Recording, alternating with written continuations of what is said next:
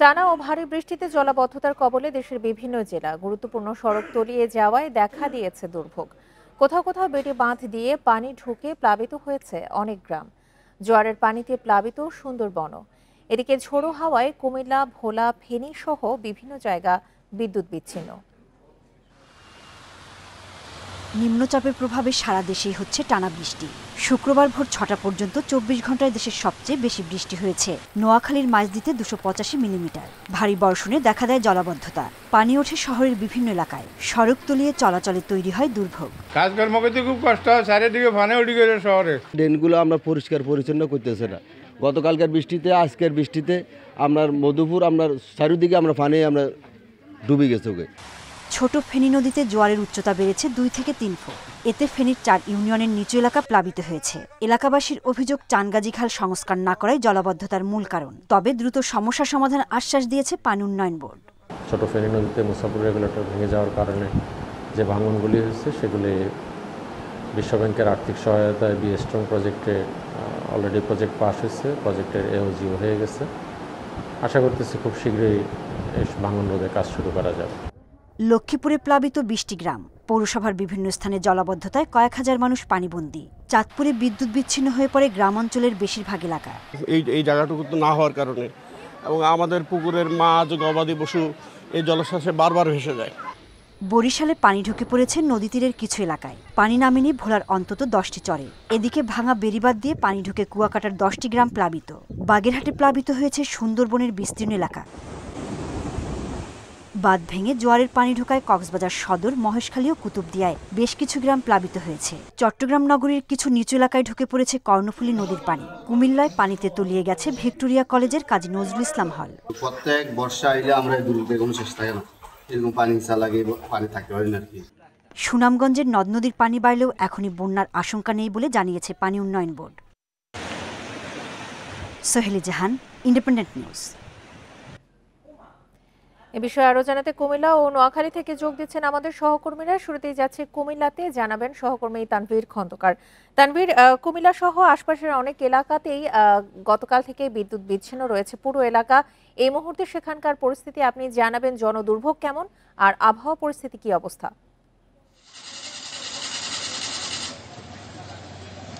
কুমিল্লাতে গত ২৪ ঘন্টায় ১৭৯ মিলিমিটার বৃষ্টি হয়েছে বলে আবহাওয়া অধিদপ্তর থেকে জানানো হয়েছে। আমরা সকালবেলা যেটি খবর পেয়েছি, বরুড়া উপজেলায় সেখানে পল্লী বিদ্যুতের 4টি খুঁটি উপড়ে গিয়েছে ঝড়ো বাতাসে, যে কারণে কিন্তু পুরো উপজেলাটি এখন বিদ্যুৎ বিচ্ছিন্ন আছে এবং ঢাকা চট্টগ্রাম মহাসড়কের বেশ কয়েকটি জায়গায় বৈদ্যুতিক খুঁটি ঝড়ো হওয়ায় উপড়ে গিয়ে কিন্তু সেখানেও বৈদ্যুতিক গোলযোগ তৈরি হয়েছে। আর যদি আমি একটু শহরের চিত্রটি দেখাই, আসলে শহরের বিভিন্ন জায়গায় কিন্তু জলাবদ্ধতা তৈরি হয়েছে। বিশেষ করে যেসব জায়গাগুলোতে এখন সড়ক মেরামত এবং সংস্কারের কাজ চলছে, সেই জায়গাগুলোতে কিন্তু ড্রেনেজ সিস্টেমের একেবারে বাজে অবস্থা এবং সেই জায়গাগুলোতে মূলত পানি জমে জনভোগান্তি তৈরি হয়েছে। এবং বুধবার সন্ধ্যা থেকে যখন বৃষ্টি শুরু হয়েছিল, তারপর থেকে এই জায়গাগুলোতে মূলত জলাবদ্ধতা সৃষ্টি হয়েছে। কুমিল্লার Nazrul Avenue, race course, Victoria সরকারি কলেজের ডিগ্রি সেকশনের যে আবাসিক হল এবং যে শাসনগাছা ফ্লাইওভার এলাকা, সেই এলাকাগুলোতে এখন জলাবদ্ধতা তৈরি হয়ে আছে। আসলে বৃষ্টি থেমে থেমে হলেও কিন্তু সেখানে জলাবদ্ধতা কোনোভাবেই কমছে না। আমি যদি এই রাস্তাটি, যেটি নজরুল এভিনিউ, সেই রাস্তাটির চিত্র একটু দেখানোর চেষ্টা করি, এখানে আসলে রাস্তার দুই পাশে যে ড্রেন সংস্কারের কাজ চলছে, সেখানে নির্মাণ সামগ্রীগুলো ড্রেনের পাশে পড়েছিল এবং গত 2 দিনের বৃষ্টিতে সেগুলো ভেসে গিয়ে আবার ড্রেনেই কিন্তু জমা হয়েছে, যে কারণে কিন্তু মূলত রাস্তার যে পানি সেটি সরার কোনো সুযোগ পাচ্ছে না এবং এই সড়কটি আসলে ব্যবহারের একেবারে অনুপযোগী হয়ে পড়েছে। উঁচু যানবাহন ছাড়া কিন্তু এখানে ছোট সিএনজি, অটোরিকশা সেগুলো চলাচল করতে পারছে না। সাধারণ মানুষ কিন্তু বলছে যে বর্ষার আগেই এই সংস্কার কাজগুলো শেষ করা উচিত ছিল। আর যেহেতু ভারী বৃষ্টিপাত হচ্ছে একটানা, আর এবার বর্ষা মৌসুম শুরুতেই, সেক্ষেত্রে কিন্তু প্রস্তুতিরও ঘাটতি ছিল। আমরা দেখেছি বিভিন্ন ড্রেন কিন্তু পরিষ্কার করা হয়নি, যে কারণে রাস্তার উপরেই কিন্তু ড্রেনের পানি উঠে এসে জলাবদ্ধতা হচ্ছে। আরেকটি বিষয় হচ্ছে যে আমরা দেখেছি সবচেয়ে বেশি ভোগান্তির শিকার হয়েছে কিন্তু ভিক্টোরিয়া সরকারি কলেজের শিক্ষার্থীরা। সেখানে নজরুল ইসলাম হল এবং নবাব ফয়জুন্নেসা হলের যে শিক্ষার্থীরা রয়েছে, তারা কিন্তু নিচতলার যেসব কক্ষগুলো সেগুলো একেবারে পানিতে ডুবে আছে এবং এই কারণে কিন্তু শতাধিক শিক্ষার্থী আসলে ভোগান্তিতে পড়েছে। তো আবহাওয়া অধিদপ্তর আসলে বলছে যে এই বৃষ্টি আরো একদিন অন্তত টানা চলতে থাকবে, আর এভাবে চলতে থাকলে এই যে জলাবদ্ধতার যে ভোগান্তি সেটিতে কিন্তু কুমিল্লাবাসী আরো ভোগ করবে। আরেকটি বিষয় হচ্ছে যে গোমতী নদীর পানির বৃদ্ধি নিয়ে আসলে জনমনে একটি আতঙ্ক তৈরি হয়েছে, তবে এখনো পর্যন্ত গোমতী নদীর যে পানি বৃদ্ধি সেটি বিপদসীমার কাছাকাছিও যায়নি। পানি উন্নয়ন বোর্ড এবং জেলা প্রশাসন বলছে তারা প্রতিনিয়ত আপডেট তথ্য দিতে থাকবে, সে কারণে সাধারণ মানুষকে আতঙ্কিত না হয়ে আসলে সচেতন এবং সতর্ক থাকার জন্য পরামর্শ দিয়েছেন তারা। তানভীর, সঙ্গে থাকুন। এবার আমরা যাচ্ছি নোয়াখালীতে, সেখান থেকে সবশেষ তথ্য নিয়ে জানাবেন সহকর্মী আবু নাসের। আবু নাসের, ভোর ৬টা পর্যন্ত ২৪ ঘন্টায় তো নোয়াখালীতে সর্বোচ্চ ২৮৫ মিলিমিটার বৃষ্টিপাত রেকর্ড করা হয়েছে। এই মুহূর্তে আপনি আবহাওয়া অবস্থা কেমন দেখছেন, আর জলাবদ্ধতা সৃষ্টি হয়েছে কিনা কোনো এলাকায়, জনদুর্ভোগ নিয়েও জানাবেন। এই মুহূর্তে জেলা শহরের আবহাওয়া বেশ ভালো। বৃষ্টি হচ্ছে না গত ১ ঘন্টা থেকে, এবং ঝলমলে রোদ উঠেছে। এই পরিস্থিতি চলতে থাকলে শহরে যে জলাবদ্ধতা তৈরি হয়েছে সেই পানি ধীরে নেমে যাবে বলে শহরবাসী আশা করছে, কিন্তু যদি সন্ধ্যায় কিংবা বিকেল থেকে আবার বৃষ্টি শুরু হয় তাহলে এই দুর্ভোগ সহজে লাঘব হবে না বলে স্থানীয় বাসিন্দাদের আশঙ্কা। অন্যদিকে জেলা আবহাওয়া অফিস জানিয়েছে ৯টার পর থেকে যে বৃষ্টির গতি কিছুটা মন্থর হলো, আজকে সারাদিন বৃষ্টি হতে পারে বলেই আবহাওয়া অফিস তাদের পূর্বাভাস দিয়েছে। এবং জেলার দ্বীপ উপজেলা হাতিয়া সহ বিভিন্ন উপকূলীয় যে উপজেলা রয়েছে সুবর্ণচর এবং কোম্পানিগঞ্জ, সেসব এলাকাতে নদীতে স্বাভাবিকের চেয়ে বেশি উচ্চতায় জোয়ারের পানি গতকাল থেকেই প্রবাহিত হওয়া অব্যাহত রয়েছে। এতে করে নিম্নাঞ্চল প্লাবিত হয়েছে। যেসব এলাকায় গতকাল জোয়ারের পানি প্রবেশ করেছে সেই সব পানি নামার আগেই আজকে দুপুরে আবারও জোয়ারের পানি প্রবেশ করেছে, ফলে যেখানে বেড়িবাঁধ ক্ষতিগ্রস্ত হয়েছে কিংবা আগে থেকে বেড়িবাঁধ নেই সেসব জায়গাতে আসলে মানুষের দুর্ভোগ বেড়েছে। বিশেষ করে হাতিয়ার নিঝুম দ্বীপের চারপাশে কোনো বেড়িবাঁধ না থাকায় পুরো নিঝুম দ্বীপের পুরো এলাকাটাই জলমগ্ন হয়ে পড়েছে। সেখানে জোয়ারের পানি প্রবেশ করে জনজীবন দুর্ভোগ বেড়েছে। পাশাপাশি হাতিয়ার যে নৌঘাটগুলো রয়েছে সেখানে অপেক্ষমান যাত্রীদের দুর্ভোগ বেড়ে চলেছে। গত ৩ দিন থেকে বুধবার 11:30টার পর থেকে উপজেলা প্রশাসন সব ধরনের নৌ পারাপার বন্ধ রাখার নির্দেশনা দিয়েছেন। ফলে হাতিয়ার সাথে কার্যত সারা বাংলাদেশের নৌ যোগাযোগ বিচ্ছিন্ন রয়েছে। আজ হাতিয়ার চেয়ারম্যান ঘাটে দেখা গেছে, দুপুরের দিকেও দেখা গেছে যে সেখানে প্রায় ৪টি মরদেহবাহী অ্যাম্বুলেন্স অপেক্ষমান রয়েছে। এই প্রত্যেকটি অ্যাম্বুলেন্সে মরদেহ রয়েছে এবং জেলা সদর থেকে এগুলো হাতিয়াতে দাফনের জন্য নিয়ে যাওয়ার উদ্দেশ্যে সেখানে অপেক্ষমান রয়েছে। এবং কখন নৌ চলাচল স্বাভাবিক হবে, কখন এই মরদেহগুলো সেখানে নেওয়া যাবে, এ নিয়ে উদ্বেগ উৎকণ্ঠা কাজ করছে। অন্যদিকে হাতিয়ার মূল যে হাতিয়া রয়েছে ওপারে অর্থাৎ নলছিড়ার ওদিকে গত পরশু এক নারীকে কুপিয়ে হত্যা করা হয়, তার মরদেহ নিয়ে পুলিশ প্রশাসন জেলা সদরে পোস্টমর্টমের জন্য আনতে পারছে না। ফলে এই জরুরি প্রয়োজনে চিকিৎসার জন্য এবং মরদেহ নিয়ে দুপাড়ের মানুষকে চরম বিড়ম্বনা পোহাতে হচ্ছে। এবং দুপাড়ে আসলে ভালো কোনো আবাসিক হোটেল না থাকায় মানুষকে আরো বেশি বিড়ম্বনা পোহাতে হচ্ছে। নারী, শিশু এবং বয়স্করা চরম দুর্ভোগের মধ্যে রয়েছেন। আবহাওয়া স্বাভাবিক হলে দুপুরের পরে নৌ চলাচল চলতে পারে বলে ধারণা করা হচ্ছে। কুমিল্লা এবং নোয়াখালী থেকে আবহাওয়ার সবশেষ পরিস্থিতির অবস্থা নিয়ে জানাচ্ছিলেন আমাদের সহকর্মীরা। টানা বৃষ্টিতে রাঙামাটির সদরের বেশ কয়েক জায়গায় পাহাড় ধসে পড়েছে, তবে এতে কেউ হতাহত হয়নি। এদিকে খাগড়াছড়ি দীঘিনালা মাইনী নদীতে পড়ে নিখোঁজ আছেন একজন। টানা বৃষ্টিতে রাঙামাটির কাঁচালং, কর্ণফুলী, রাক্ষইং নদীতে পানি বাড়ছে। পাহাড়ি ঢলে তলিয়েছে ফসলের ক্ষেত। যোগাযোগ স্বাভাবিক রাখতে কাজ করছে সড়ক ও জনপথ বিভাগ। এছাড়া শহরের বিভিন্ন এলাকায় ঝুঁকিতে থাকা ৫,০০০ বাসিন্দাকে নিরাপদ আশ্রয়ে যেতে মাইকিং করছে প্রশাসন। এদিকে বৃষ্টি অব্যাহত থাকায় খাগড়াছড়ির মাইনী নদীর পানি বাড়ছে। এর মধ্যে সকালে একজন নদীতে পড়ে নিখোঁজ হয়েছেন, তাকে উদ্ধারের কাজ করছেন স্থানীয়রা। এদিকে পৌর এলাকায় পাহাড় ধসের ঝুঁকিতে থাকা ৩,৫০০ পরিবারকে নিরাপদে সরে যেতে বলেছে মাইকিং করে। এছাড়া বাড়ি বাড়ি গিয়ে সতর্ক করছে প্রশাসন। পাহাড়ি সড়কে মাটি ধসে গেলে তা দ্রুত সরাতে নেওয়া হয়েছে বিশেষ প্রস্তুতি।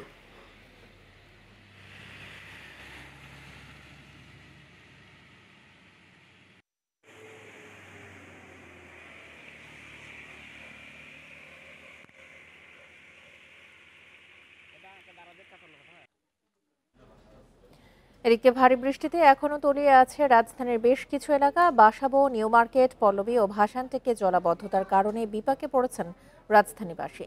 ঢাকায় 196 মিলিমিটার বৃষ্টির রেকর্ড করা হয়েছে। এর কারণে বৃহস্পতিবার বিকেল থেকে দেখা দেয় জলাবদ্ধতা। নিউ মার্কেট এলাকায় দোকানপাটে ঢুকে পড়েছে পানি। যানবাহনের ইঞ্জিনে পানি ঢুকে বিকল হয়ে পড়ে অনেক গাড়ি। এ সময় যানবাহন না পেয়ে দুর্ভোগ পোহাতে হয় যাত্রীদের। এদিকে পল্লবী, সাগরতার নিচু এলাকা গতকাল থেকে বৃষ্টির পানিতে তলিয়ে আছে। ওই এলাকায় বাঁধ নির্মাণকে দায়ী করছেন স্থানীয়রা। এদিকে জলাবদ্ধতা নিরসনে কন্ট্রোল রুম খুলেছে 2 সিটি কর্পোরেশন। কোথাও জলাবদ্ধতা থাকলে হটলাইন নম্বরে ফোন করে জানানোর অনুরোধ জানানো হয়েছে। কালকের থেকে মনে করেন বৃষ্টি উড়াধুরা, যার কারণে এই যে এতগুলা পানি জমা, যাতায়াতে অনেক অসুবিধা। জলাবদ্ধতা হলে ওটা কাজ করে, ময়লা ওঠে, কিন্তু পানি যে আসলে কোথায় চলে যাবে, এই পানির তো একটা লাইন আছে, একটা স্রোত আছে, সেখানে যাচ্ছে না, পানিটা আসলে এখানেই থেকে যাচ্ছে। যে পানির লিকের বাড়ায় অনেক টাকা চা, আবার রাস্তাঘাটও ভালো থাকে না। আগে একটু কম জমতো, এখন বেশি জমার মূল কারণ হচ্ছে এখানে ডিউজিসের মোড়ে একটা বাঁধ দিয়ে রাখছে। টানা বৃষ্টিতে রাজধানীর জলাবদ্ধতা ও দুর্ভোগ নিয়ে জানাতে এই মুহূর্তে আমাদের সঙ্গে যোগ দিচ্ছেন নিউ মার্কেট ও পল্লবী থেকে আমাদের সহকর্মীরা। শুরুতেই যাচ্ছে নিউ মার্কেট এলাকায়, সেখানে আছেন সহকর্মী বনি ইবনে কামাল। বনি, নিউ মার্কেট এলাকায় আমরা প্রায় সময় দেখি যে টানা বৃষ্টিতে জলাবদ্ধতার সৃষ্টি হয় এবং এর জন্য নিউ মার্কেটের যে আমরা দেখি নিউ মার্কেট এলাকায় অনেক দোকানপাট খুলতে অসুবিধা হয়। আজকের পরিস্থিতি আপনি কেমন দেখছেন?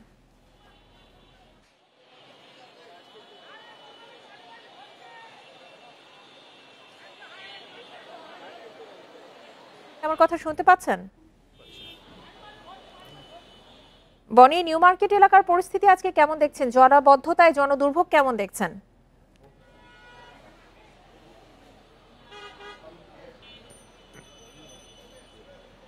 দুঃখিত, আমাদের সংযোগটি বিচ্ছিন্ন হয়ে গেছে। পরবর্তীতে আমরা আবারও বনের সঙ্গে যোগাযোগের চেষ্টা করব। এই মুহূর্তে আমরা যাচ্ছি পল্লবীতে, সেখানে আছেন আমাদের সহকর্মী আনোয়ার সাদাত নূর। আনোয়ার সাদাত, এই মুহূর্তে পল্লবীতে কি অবস্থা দেখতে পাচ্ছেন আপনি? জলাবদ্ধতায় কি ধরনের দুর্ভোগ পোহাতে হচ্ছে সাধারণ মানুষকে?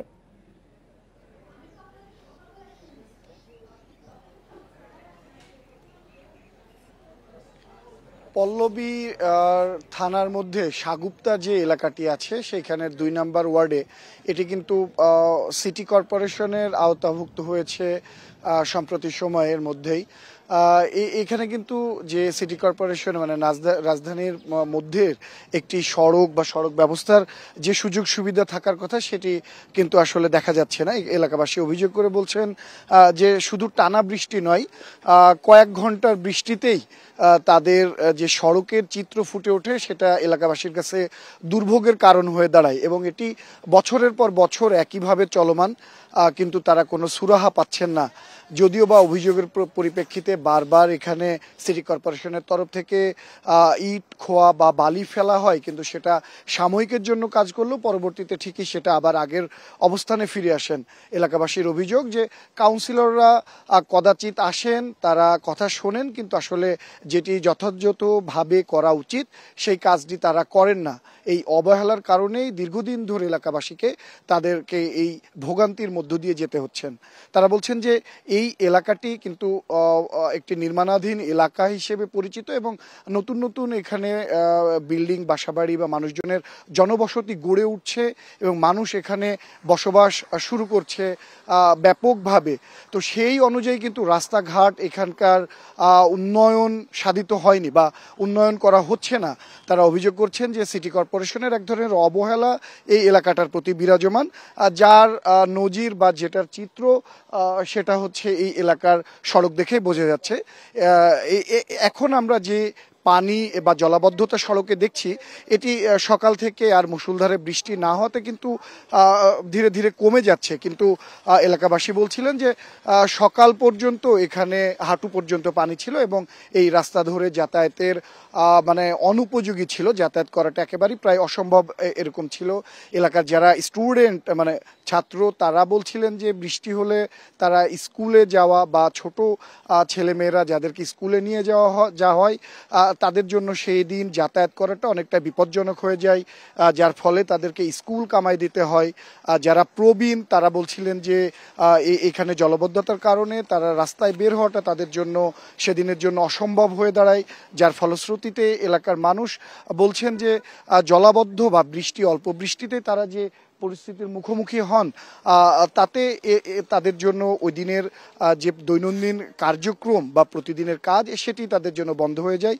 তারা চাচ্ছেন যে সিটি কর্পোরেশন বা সংযুক্ত যে সংশ্লিষ্ট কর্তৃপক্ষ তারা গুরুত্ব সহকারে দেখবেন এবং তাদের যে সমস্যা সেই সমস্যার সমাধানে কর্তৃপক্ষ দ্রুত কোনো পদক্ষেপ নেবেন এবং এলাকাবাসীর যে দীর্ঘদিনের ভোগান্তি সামান্য বৃষ্টিতেই যে জলজটের সৃষ্টি হয় সেটিতে থেকে তারা মুক্তি পাবেন এরকম প্রত্যাশা তাদের। সাদাত, আপনি আমাদের সঙ্গে থাকুন। এবার আবারও আমরা যাচ্ছি নিউ মার্কেট এলাকাতে সহকর্মী বনি ইবনে কামালের কাছে। বনি, নিউ মার্কেট এলাকায় জলাবদ্ধতায় কি ধরনের দুর্ভোগ দেখতে পাচ্ছেন? আমরা প্রায় দেখি এমন দুর্ভোগ। এবার সিটি কর্পোরেশন থেকে হেল্পলাইনের ব্যবস্থা করা হয়েছে, কোনো উদ্যোগ দেখছেন কিনা?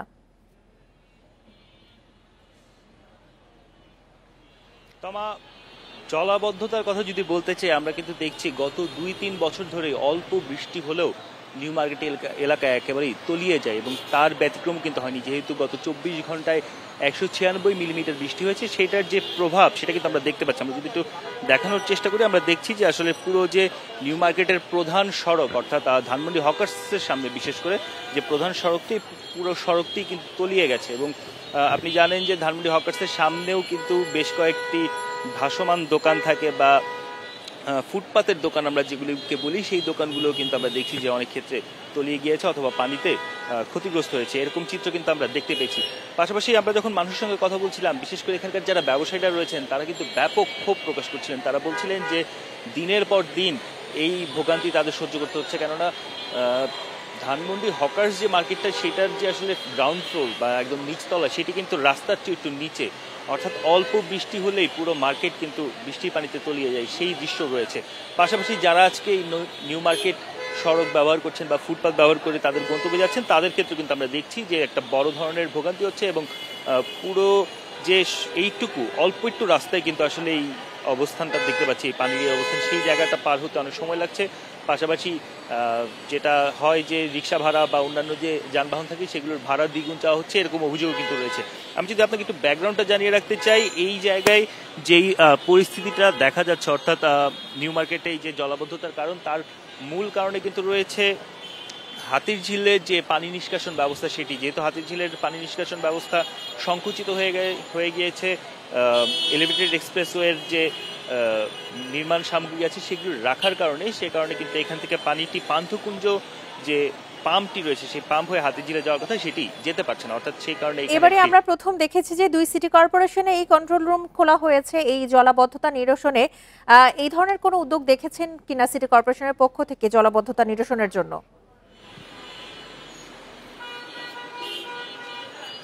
আমি ব্যক্তিগতভাবে সকাল 9টা-10টা থেকে আমি কিন্তু আসলে কন্ট্রোল রুমে সবার সঙ্গে যোগাযোগ করার চেষ্টা করছি, অর্থাৎ যে দুজনের নাম্বার কন্ট্রোল রুমের যে দুজনের নাম্বার দেওয়া হয়েছে যোগাযোগ করার জন্য বা ভোগান্তির কথা জানানোর জন্য, সেই 2টি নাম্বারই কিন্তু আমরা যোগাযোগ করার চেষ্টা করছি, কিন্তু এখন পর্যন্ত আমরা আসলে কোনো সাড়া পাইনি। অর্থাৎ সিটি কর্পোরেশনের যে কার্যক্রম সেটি আমরা খোঁজ নিয়েছি, সেটি রাত 2টা পর্যন্ত আসলে তাদের কার্যক্রম ছিল, তার রাত 2টা পর্যন্ত এই যে পানি নিষ্কাশন জানাবেন। আমরা দেখছি যে আপনি ক্যামেরাতে যেমন দেখাচ্ছেন যে কিছু স্বেচ্ছাসেবী এসে ম্যানহোল খোলার চেষ্টা করছে যাতে জলাবদ্ধতার সমস্যাটি সমাধান হয়। আপাতত তারা কারা?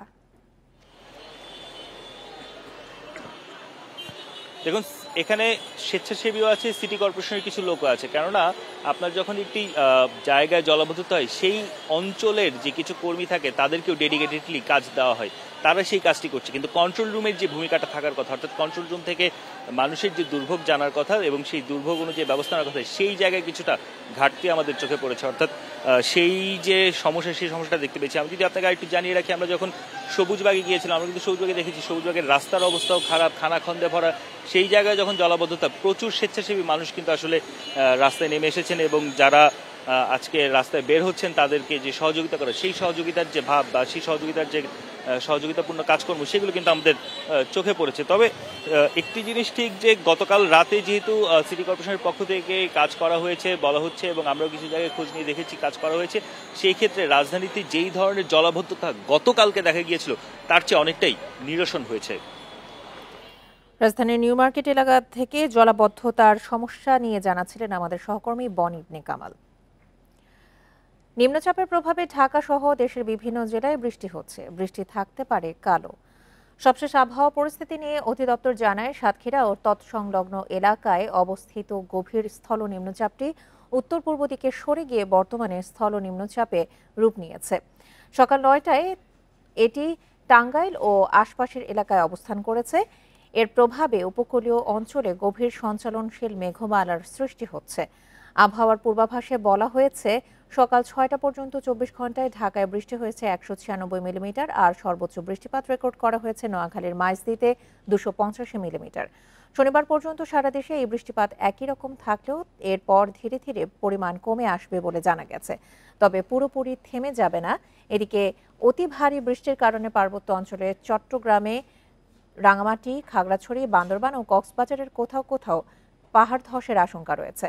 সেখানকার বাসিন্দাদের সতর্ক থাকতে বলেছে আবহাওয়া অফিস।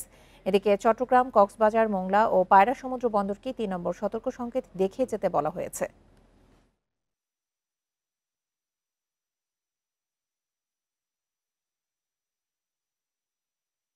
কালকে যেরকম বৃষ্টি দেখেছেন, আজকে মোটামুটি একই রকম বৃষ্টি, মানে একটু কমে যেতে পারে। কালকেও গিয়ে আর একটু কমে যেতে পারে, তবে একেবারে বন্ধ হবে না। যেমন 289 মিলিমিটার যেখানে বৃষ্টি হয়েছে একদিনে, সেখানে হয়তো 289 নাও হতে পারে, অথবা অর্ধেক হয়ে যেতে পারে। কিন্তু হেভি রেইনফলের ক্যাটাগরিতে তো পড়ে যায়, অথবা দক্ষিণের বরিশালের অংশে কিংবা খুলনার অংশে কিছুটা কমে আসতে পারে। চিটাগাংটা মোটামুটি অব্যাহত থাকতে পারে। টোকিওতে জাপানের প্রধানমন্ত্রী শিগেরু ইশিবার সঙ্গে দ্বিপাক্ষিক বৈঠক করেছেন প্রধান উপদেষ্টা অধ্যাপক মোহাম্মদ ইউনূস। আলোচনায় এসেছে বিভিন্ন খাতে দুদেশের মধ্যে চলমান সহযোগিতা আরও প্রসারিত করার বিষয়টি। জাপানের প্রধানমন্ত্রীর কার্যালয় বৈঠকে একাধিক সমঝোতা স্মারক স্বাক্ষরিত হয়। প্রধান উপদেষ্টার প্রেস উইং জানিয়েছে, বাজেট সহায়তা, রেল উন্নয়ন সহ বিভিন্ন খাতে জাপান বাংলাদেশকে $100 কোটি ঋণ এবং অনুদান দেবে। এছাড়াও দক্ষ মানব সম্পদ বিনিময় সহ সাংস্কৃতিক সম্পর্ক জোরদারের বিষয় নিয়ে আলোচনা হয়। বৈঠকে বাংলাদেশ ও জাপানের মধ্যকার বন্ধুত্বপূর্ণ সম্পর্ক, আর্থসামাজিক উন্নয়ন, টেকসই উন্নয়ন লক্ষ্যমাত্রা, প্রযুক্তি স্থানান্তর, শিক্ষা, স্বাস্থ্য এবং পরিবেশগত বিভিন্ন গুরুত্বপূর্ণ ইস্যুতে আলোচনা হয়েছে।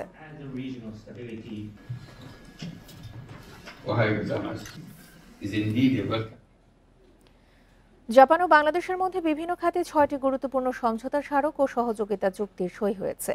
এসব চুক্তির লক্ষ্য দুই দেশের মধ্যকার অর্থনৈতিক, প্রযুক্তিগত ও কৌশলগত সম্পর্ককে আরও শক্তিশালী করা। এর মধ্যে অবকাঠামো উন্নয়ন, বাণিজ্য ও বিনিয়োগ সম্প্রসারণ, প্রযুক্তি হস্তান্তর, পোশাক খাতে কারখানা স্থাপন, জ্বালানি খাতে কৌশলগত সহযোগিতা, তথ্য নিরাপত্তা এবং বিনিয়োগ ও শিল্পোন্নয়ন উল্লেখযোগ্য। এদিকে মিয়ানমার থেকে জোরপূর্বক বাস্তুচ্যুত রোহিঙ্গাদের আশ্রয় ও মানবিক সহায়তা প্রদানের জন্য বাংলাদেশের প্রশংসা করেন জাপানের প্রধানমন্ত্রী। প্রধান উপদেষ্টা অধ্যাপক মোহাম্মদ ইউনূস বাস্তুচ্যুত এসব মানুষের প্রতি জাপানের মানবিক সহায়তা, বিশেষ করে ভাষাঞ্চরে অবস্থানরতদের প্রতি সহায়তার জন্য কৃতজ্ঞতা জানান।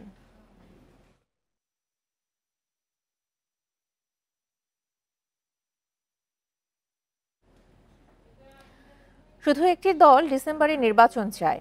জাপানে গিয়ে প্রধান উপদেষ্টার এমন মন্তব্যে দ্বিমত জানিয়েছে বিএনপি। দলের স্থায়ী কমিটির সদস্য মির্জা আব্বাস বলেছেন, সরকারই চায় না ডিসেম্বরে নির্বাচন হোক। সকালে মৃত্যুবার্ষিকী উপলক্ষে বিএনপির প্রতিষ্ঠাতা জিয়াউর রহমানের সমাধিতে শ্রদ্ধা জানিয়ে এসব মন্তব্য করেন তিনি। বিএনপির প্রতিষ্ঠাতা জিয়াউর রহমানের ৪৪তম মৃত্যুবার্ষিকী উপলক্ষে শুক্রবার সকালে তার সমাধিতে শ্রদ্ধা জানাতে জিয়া উদ্যানে জড়ো হন দলটির নেতাকর্মীরা। বৃষ্টি মাথায় নিয়ে দলে দলে ভিড় করেন সহযোগী সংগঠনের নেতাকর্মীরাও। তাদের স্লোগানে মুখরিত হয় সমাধি প্রাঙ্গণ। ফুলে ফুলে ভরে ওঠে জিয়াউর রহমানের সমাধি। পরে তার আত্মার মাগফিরাত কামনায় হয় দোয়া। শ্রদ্ধা নিবেদন শেষে সাংবাদিকদের সঙ্গে বিএনপি নেতাদের আলাপে উঠে আসে নির্বাচন প্রসঙ্গ। প্রধান উপদেষ্টা অধ্যাপক মোহাম্মদ ইউনূসের জাপানে দেয়া বক্তব্যের সঙ্গে দ্বিমত প্রকাশ করেন বিএনপির স্থায়ী কমিটির সদস্য মির্জা আব্বাস। খুব দুঃখের সঙ্গে একটা কথা বলছি, দেখলাম ইউনূস সাহেব জাপানে বসে বিএনপি সম্পর্কে বদনাম করছেন। একটু লজ্জাও লাগলো না দেশের সম্পর্কে বিদেশে বসে বদনাম করতে? তিনি বললেন, একটি দল নির্বাচন চায়। আর আমরা বলতে চাই, একটি লোক নির্বাচন চায় না, সে ইউনূস নির্বাচন চায় না। তিনি বলেন, জুনে নয়, নির্বাচন ডিসেম্বরেই হতে হবে। এই ডিসেম্বরের কথা কিন্তু ইউনূস সাহেব স্বয়ং বলেছেন, আমরা বলি নাই, তারই প্রস্তাব। পরবর্তীতে তিনি শিফট করে চলে গেলেন জুন মাসে। নির্বাচন যদি করতে হয় ডিসেম্বর মধ্যে করতে হবে। আর নির্বাচন করতে না হয় করতে না চান সে সাহেবের দায়িত্ব, আমার দায়িত্ব নয়। সংস্কারের নামে নির্বাচন পিছিয়ে দেওয়ার কোনো সুযোগ নেই বলেও মন্তব্য করেন মির্জা আব্বাস।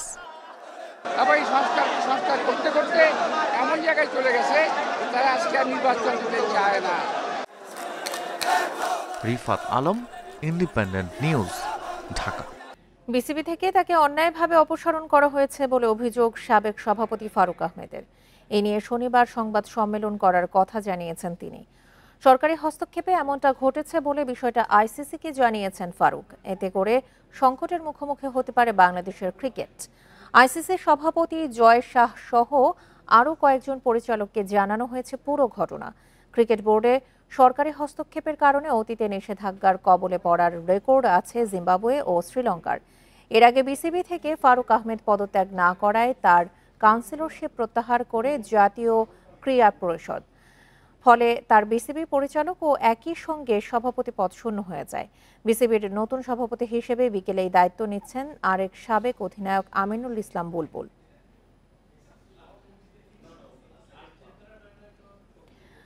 অর্ধেক কর্মী দিয়েই করান পরিচ্ছন্নতার কাজ, কূটকৌশলে বেতনও দেন কম। অনুপস্থিত কর্মীকে উপস্থিত দেখিয়ে মাসে লোপাট কোটি টাকা। ঢাকা উত্তর সিটির ইজারাদারদের বিরুদ্ধে এমন অভিযোগের তথ্য প্রমাণ মিলেছে তালাশের অনুসন্ধানে, অথচ নীরব দর্শকের ভূমিকায় কর্পোরেশন। সেভু বেগম উত্তর সিটি কর্পোরেশনের 24 নম্বর ওয়ার্ডের পরিচ্ছন্নতা কর্মী। মে মাসের 2, 3, 4 তারিখ অনুপস্থিত, অথচ বায়োমেট্রিক হাজিরায় তিনি উপস্থিত। 4 তারিখে আপনি কোথায় ছিলেন? আমি অসুস্থ ছিলাম, 1 তারিখে দিয়ে গেছি। উনি বলছে 4 তারিখে ডিউটি করেন নাই। ওর একদিন অ্যাবসেন্ট ছিল তো এইটাই করাইছে, তো আর খেয়াল নাই যে বলতেছে না। একই ঘটনা আরেক পরিচ্ছন্নতা কর্মী নাজমা বেগমের ক্ষেত্রেও। তিনি মে মাসে 8 দিন অনুপস্থিত, অথচ হাজিরা অ্যাপসে উপস্থিত। এই ব্যাপারে আমি কোনো কথা বলবো না। নাজমা বেগম প্রেজেন্ট কেমনে হলো ভাই? প্রকৃত কর্মীর সংখ্যাও গড়মিল।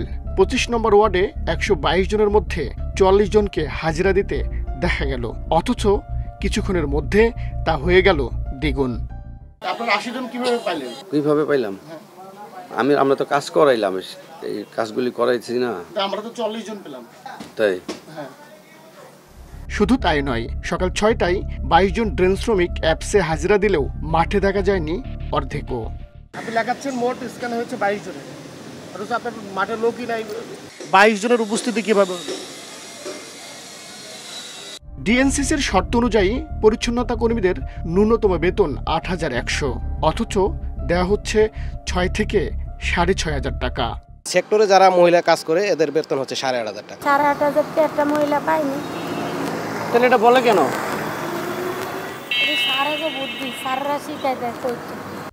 এসবের কিছুই জানে না সিটি কর্পোরেশন, অথচ চুক্তি ছাড়া থার্ড পার্টির ভুয়া বায়োমেট্রিকের ভিত্তিতে ইজারাদারদের টাকা দিচ্ছে বছরের পর বছর। তাদের থার্ড পার্টির অ্যাপ আপনারা কিভাবে এটারে আপনারা কাউন্ট করছেন?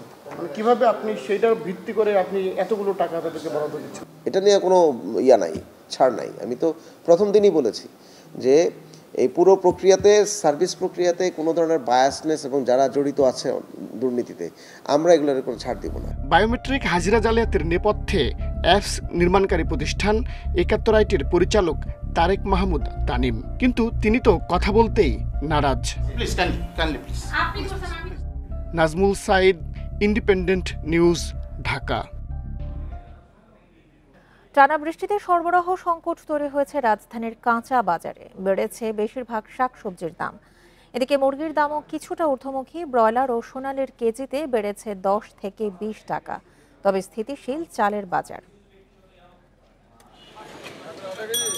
খারাপ আবহাওয়ায় সরবরাহ সংকট দেখা দিয়েছে রাজধানীর কাঁচা বাজারে। শাকসবজির যোগান কমার সঙ্গে বেড়েছে দাম। সপ্তাহের ব্যবধানে কাঁচামরিচের কেজিতে বেড়েছে 20 টাকার মতো, বিক্রি হচ্ছে 100 টাকা কেজি দরে। অন্যান্য সবজির কেজিতেও 5 থেকে 10 টাকা বাড়তি। পটল, ঢেঁড়স, ঝিঙ্গে, চিচিঙ্গা, ধুন্দুল বিক্রি হচ্ছে 50 থেকে 60 টাকা কেজিতে। বরবটি, কাঁকরোল, বেগুনের কেজিতে গুনতে হচ্ছে 60 থেকে 80 টাকা।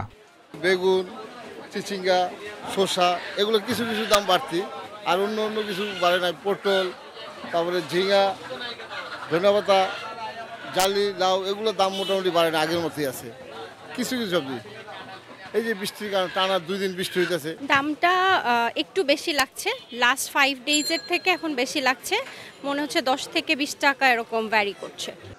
বাড়তির দিকে ফার্মের মুরগির দামও। ব্রয়লার ও সোনালী মুরগির কেজিতে বেড়েছে 10 থেকে 20 টাকা। ব্রয়লারের কেজি 170 থেকে 180 টাকা, আর সোনালীর কেজি বিক্রি হচ্ছে 260 থেকে 280 টাকা। কাঁচা রাস্তা যেগুলো আছে এগুলো কোনো গাড়ি যেতে পারে না, আর পাকা রাস্তার সাথে তো খামারগুলো অনেক কম। তো কাঁচা রাস্তার এখান থেকে মাল টানতে গেলে গাড়ি করে আপনার 2-4-5 জন বা এক্সট্রা লোক লাগে, তো ওদের বেতন টেতন দিতে গেলে 2-10 টাকা বাড়বে এরকম বৃষ্টি থাকলে। তবে স্থিতিশীল সরু চালের দাম। বাজারে নতুন চাল আসায় দামে মিলছে স্বস্তি। খুচরায় মিনিকেটের কেজি বিক্রি হচ্ছে 70 থেকে 75 টাকা। ব্রি 28 ও ব্রি 29 বিক্রি হচ্ছে 56 থেকে 58 টাকা কেজি দরে। স্বর্ণার কেজি বিক্রি হচ্ছে 55 টাকায়। সব চালের দাম এখন কম, যেমন যে মিনিকেট আমরা বেচতাম 90 টাকা, সেই মিনিকেট এখন বর্তমান 80 টাকা, 80, 75, 75, 80 ভালো মিনিকেট। আর 28টা বেচতেছে আপনার 58, এগুলো ছিল আপনার 60, 65। কোরবানির ঈদ এগিয়ে এলেও অস্থিরতা তৈরি হয়নি পেঁয়াজের দামে। এখনও কেজি বিক্রি হচ্ছে 50 থেকে 55 টাকায়। দেশি রসুন 120 থেকে 140 টাকা এবং আমদানি করা রসুন বিক্রি হচ্ছে 180 থেকে 220 টাকা কেজিতে। এছাড়া আদার কেজি 120 থেকে 130 টাকা। Tareq Hossain, independent news, Dhaka. দক্ষিণ এশিয়ায় কার্প জাতীয় মাছের একমাত্র প্রাকৃতিক প্রজনন ক্ষেত্র চট্টগ্রামের হালদা নদীতে ডিম ছেড়েছে রুই, কাতলা, মৃগেল, কালবাউস প্রজাতির মা মাছ। বৃহস্পতিবার মধ্যরাত থেকে নদীতে ডিম আহরণ শুরু করেন জেলেরা। চট্টগ্রাম বিশ্ববিদ্যালয়ের হালদা রিসার্চ ল্যাবরেটরির সমন্বয়ক অধ্যাপক মঞ্জুরুল কিবরিয়া জানান, গত 1 সপ্তাহের বেশি সময় ধরে হালদা পাড়ে অপেক্ষায় ছিলেন ডিম সংগ্রহকারীরা।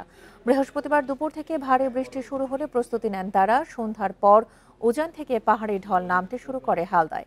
এতে নদীর পানি ঘোলা হয়ে ওঠে। রাত 12টার দিকে জোয়ার শুরু হলে ডিম ছাড়তে শুরু করে মা মাছ। রামদাস মুন্সির হাট থেকে মদুনাঘাট এলাকা পর্যন্ত কয়েক কিলোমিটার এলাকায় রাতভর ডিম সংগ্রহ করেন জেলেরা। অন্যবারের চেয়ে ডিম বেশি আহরণের সম্ভাবনা রয়েছে এবার। এই ছিল বিরতিহীন সংবাদ দুপুরে। আমন্ত্রণ পরের আয়োজনে।